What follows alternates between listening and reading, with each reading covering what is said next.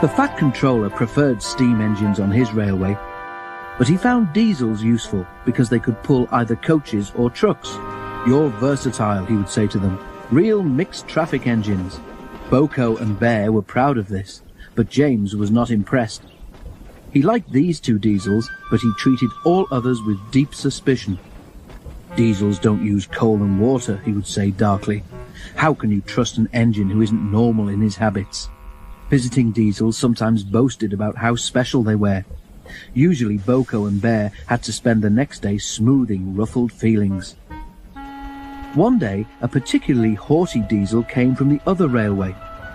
When the visitor found that he was to share the shed with steam engines, he stopped outside in disgust and refused to go any further. "Why on earth does your controller keep such out-of-date objects?" he growled rudely. "Dirty, smoky, slow things. Ugh!" He shuddered delicately. "On our railway," the diesel continued loftily, "steam engines are kept strictly in their place and not allowed on the main line without special permission."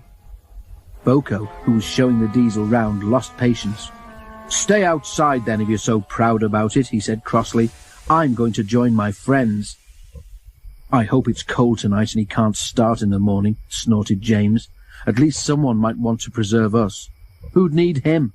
Old stuck-up." The engines were glad when morning came.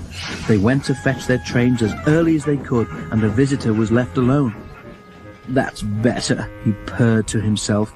"How can an engine rest in all that hissing and clanking?" The cleaning equipment and fuel supply were in the part of the shed which Boko and Bear shared. Old Stuck-up was so full of self-importance that he'd forgotten he would need cleaning and refueling before he went home. It was getting late when he remembered. "If I go in now while the shed is empty," he said to himself, "no one will know I've been." He scuttled forward quickly, too quickly. The rails where Bear and Boko had stood were oily, and when he tried to stop, he couldn't. "Brake blocks and buffers, I'm slipping!" he wailed as his wheels locked and slithered. He shut his eyes as, with a despairing whoop of horror, he crashed into the wall at the end of the shed.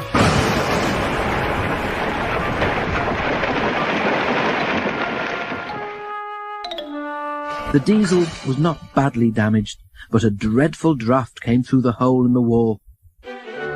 When the other engines came home, they heard the story from Douglas, who had cleared up the mess. "Ho, ho, ho," chortled Henry. "Old Stuck-up came unstuck, did he? I say, Boko, what is it the Fat Controller calls you?" "Versatile," chuckled Boko. "But that isn't what he called Stuck-up. I couldn't hear all he said, but I didn't think it sounded very polite."